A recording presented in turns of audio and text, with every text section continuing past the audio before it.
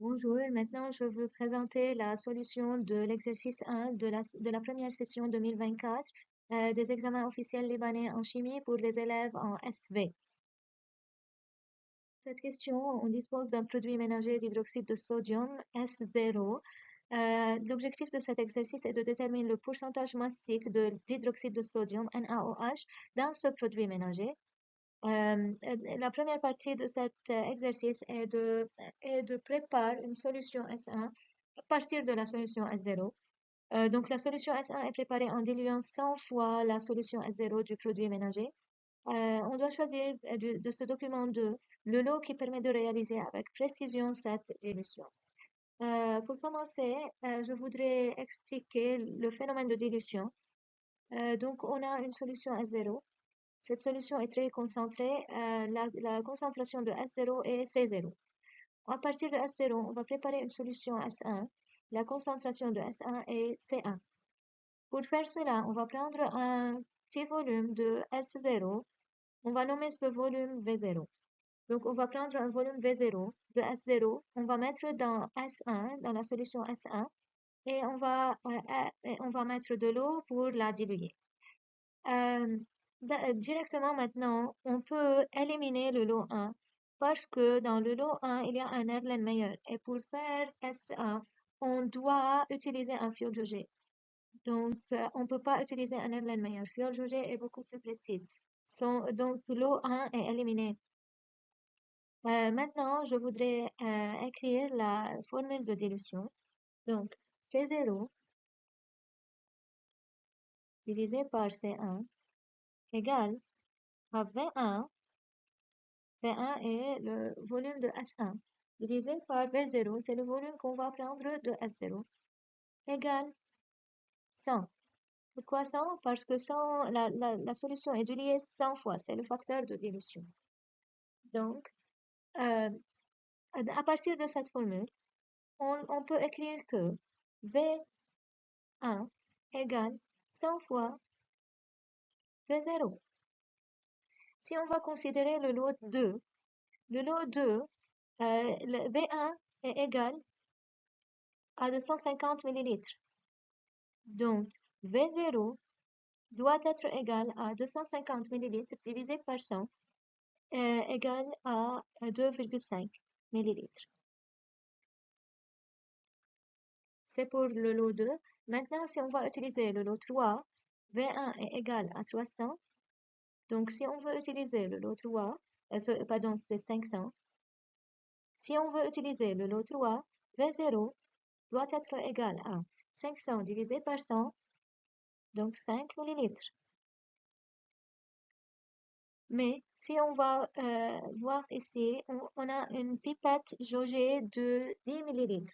C'est quoi la différence entre pipette jaugée et pipette graduée? La pipette graduée est comme ça, c'est une pipette avec graduation de maximum 5 millilitres. Donc, on peut utiliser cette pipette pour prélever un volume précis égal à 1 millilitre, 2 millilitres, 3 millilitres et maximum 5 millilitres. Mais en utilisant la pipette jaugée, c'est la différence que en utilisant la pipette jaugée, c'est seulement 10 millilitres. Donc, en utilisant la pipette jaugée, on peut pas prendre autre que 10 millilitres. Si on va utiliser le lot 3, on veut 5 millilitres. Mais en utilisant la pipette jaugée, on ne peut pas prendre 5 millilitres. On peut prendre seulement 10 millilitres. Donc, on ne peut pas utiliser le lot 3. Le 3 est éliminé. La seule option qu'on a est le lot 2 et on a ici une pipette graduée de 5 millilitres et V0 est égal à 2,5 millilitres et c'est très facile de prendre 2,5 millilitres dans une pipette graduée de 5 millilitres. Donc, l'eau 2 est l'option qu'on peut utiliser. Maintenant, la deuxième partie de cette question parle du dosage pH métrique de la solution S1. Donc, on introduit un volume 20 millilitres de la solution S1 d'hydroxyde de sodium. Donc, on a un volume de 20 millilitres. et de concentration Cb dans un bécher. On y ajoute de l'eau afin de bien immerger l'électrode du pH mètre. On réalise ensuite un dosage pH métrique en ajoutant progressivement dans le bécher une solution d'acide chlorhydrique. Donc, on va faire un dosage en utilisant un acide HCl, acide chlorhydrique, HCl, de concentration Ca égale à 7,5 10-2 moles par litre. Le volume de la solution est à l'équivalence est égal à 21,2 millilitres. Nommer la verrerie utilisée. Dans cette première partie, on va nommer la verrerie utilisée pour prélever le volume VB de la solution de l'hydroxyde de sodium. Ce volume est 20 millilitres. Et de prélever un volume très précis de 20 millilitres, on ne peut pas utiliser autre qu'une pipette jaugée de 20 millilitres. Donc, c'est la seule option qu'on a pour prélever 20 millilitres, précisément 20 millilitres. C'est quoi la verrerie qu'on va utiliser pour ajouter la solution d'acide chlorhydrique? Parce qu'on travaille dans un dosage, on doit utiliser une burette graduée de 25 millilitres. C'est pourquoi 25 millilitres parce qu'on va utiliser de ces 25, 21,2 millilitres. Maintenant, on va écrire l'équation de la réaction de dosage. C'est un dosage acide-base. Donc, si vous pouvez mémoriser cette réaction, cette équation, il faut l'écrire toujours dans cette question, l'équation de la réaction du dosage d'un acide fort, H3O plus est l'acide fort, HO moins est la base forte. Donc, c'est la seule réaction, c'est la seule équation de dosage que vous pouvez l'écrire.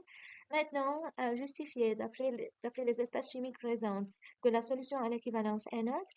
Euh, euh, Maintenant, à l'équivalence, les espèces chimiques présentes dans la solution sont Na+, et Cl-. Autre que l'eau. D'où vient Na+ et Cl-?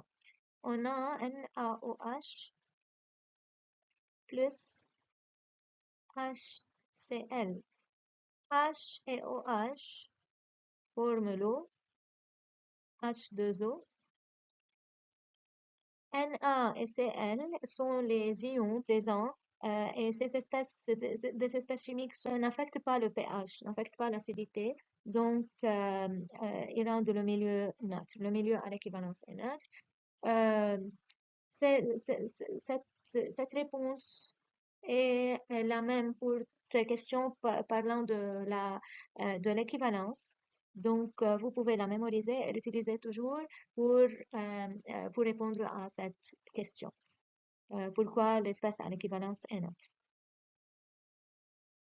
Maintenant, on va faire le calcul. La question ici est de déterminer la concentration molaire Cb de la solution S1 de l'hydroxyde de sodium. Je voudrais ici faire une photo pour expliquer le dosage. Donc, ici dans le bécher, on a une solution de base, on a Cb, et le volume Vb est égal à 20 millilitres.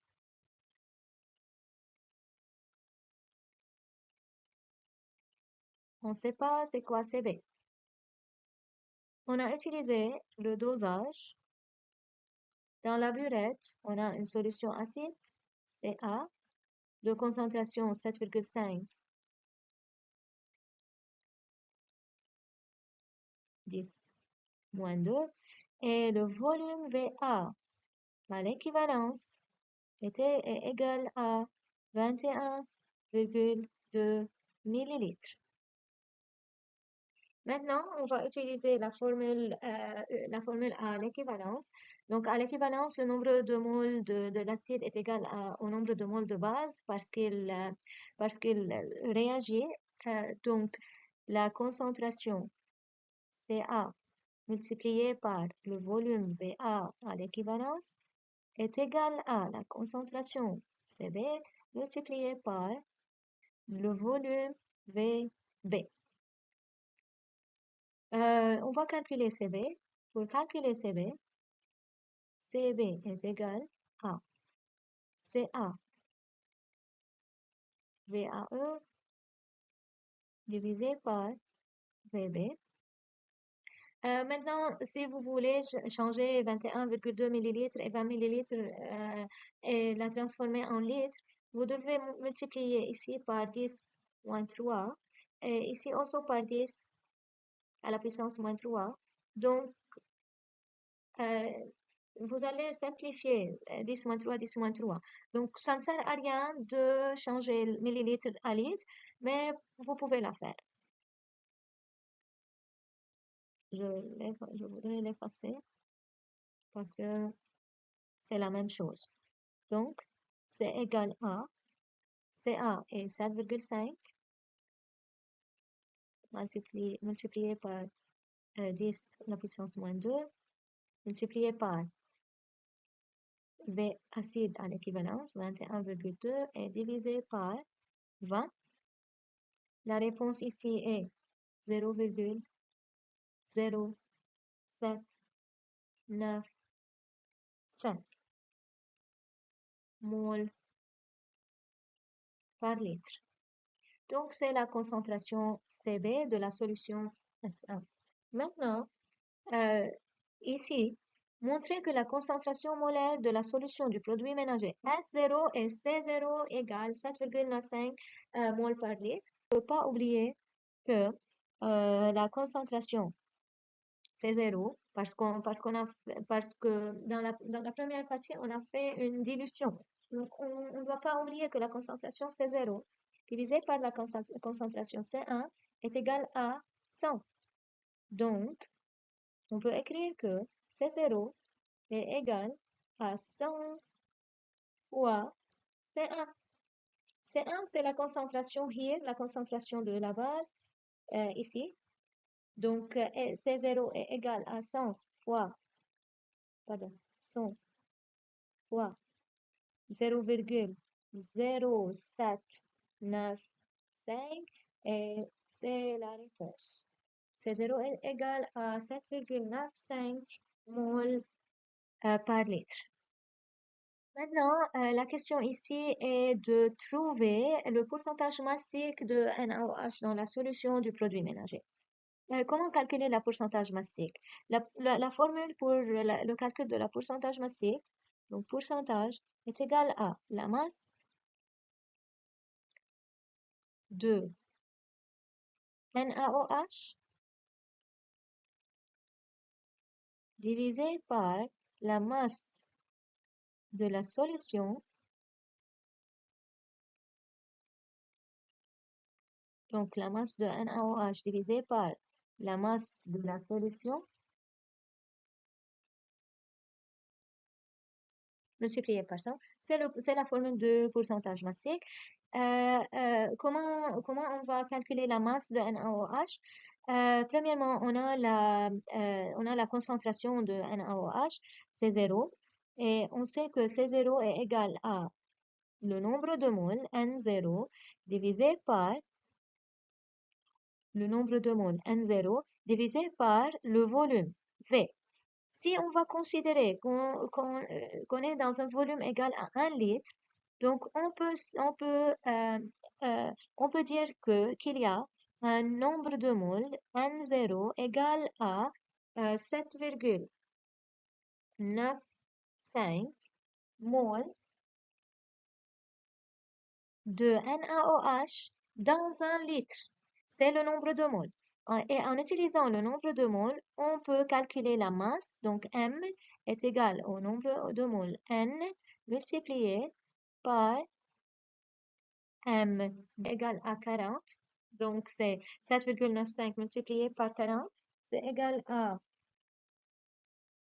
7,95 multiplié par 40. La réponse ici est 318 grammes. Donc, c'est la masse de NaOH. Maintenant, on va trouver la masse de la solution, qui est la densité. Rho de la solution est égal à 1,27 grammes dans 1 millilitre. Mais on va changer ce millilitre. On va changer ce millilitre en litre pour trouver la densité en 1 litre. Donc, on va multiplier par 10 à la puissance -3 pour changer ce millilitre à litre. Donc la réponse ici est 1270 grammes dans un litre. Maintenant, on peut utiliser la formule de pourcentage et diviser la masse de NaOH qui est égale à 318 divisé par la masse de la solution qui est égale à 1270. Et tout cela est dans un litre. On va obtenir 25%. C'est le pourcentage massique de NaOH. On peut utiliser une deuxième méthode. Vous avez le choix de choisir la méthode la plus convenable pour vous. Donc, la deuxième méthode, dans cette méthode, on va directement prendre la formule de la masse de NaOH qui est égale au nombre de moles de NaOH multiplié par M NaOH divisé par directement la formule liant la masse à la densité, ρ égale masse divisé par le volume. Donc, la masse est égale à ρ fois volume. Donc, ρ fois volume. Et on sait que N0, le nombre de moles divisé par le volume, est directement égal à la concentration. Donc, on peut directement écrire C0 fois M divisé par ρ. C0 est égal à 7,95. M est égal à 40. Et ρ est dans un litre. Dans un litre, donc on va changer le volume du millilitre au litre. On va obtenir 1270. Donc la réponse ici est 25%. Vous pouvez choisir la méthode qui est plus convenable pour vous. Maintenant, c'est la dernière partie de notre exercice. Dans cette partie, on va préciser si les propositions suivantes sont correctes ou incorrectes. Premièrement, la valeur initiale du pH de la solution dans le bécher diminue suite à l'addition de l'eau distillée. Donc, dans le bécher, on a mis la concentration Cb de base NaOH. Après l'addition de l'eau distillée, la concentration de la base Cb va diminuer. La concentration des ions OH- va diminuer, ce qui rend la solution plus acide et moins basse, et ce qui cause le pH de diminuer. Donc, la valeur du pH diminue, oui, c'est correct. La valeur initiale du pH de la solution diminue suite à l'addition de l'eau distillée, c'est parce que la concentration de la base a diminué. Le nombre de moles de OH- reste le même, mais la concentration de OH- diminue, ce qui cause le pH de diminuer parce que la solution devient plus acidique. Maintenant, le pH de la solution tend vers 0 lors de l'ajout d'un grand volume de la solution d'acide chlorhydrique. Donc, maintenant, on a la base OH- et on va ajouter de l'acide chlorhydrique. On a ajouté l'acide chlorhydrique HCl. Et ici, on a OH, NaOH ou OH-. Donc, on va ajouter HCl, HCl. La réaction va avoir lieu ici, acide-base, la réaction acide-base dans le bécher. La réaction acide-base va terminer lorsque la concentration ou la quantité de NaOH va terminer. Après cela, et après avoir mis beaucoup de HCl, on ne peut voir ici autre que HCl, donc l'acide chlorhydrique. La relation ou la formule liant le pH à la concentration de l'acide est pH égale moins log concentration de l'acide. Parce qu'on n'a que l'acide ici, après avoir ajouté beaucoup d'acide. Donc, pH égale moins log concentration de Ca. Donc, c'est moins log.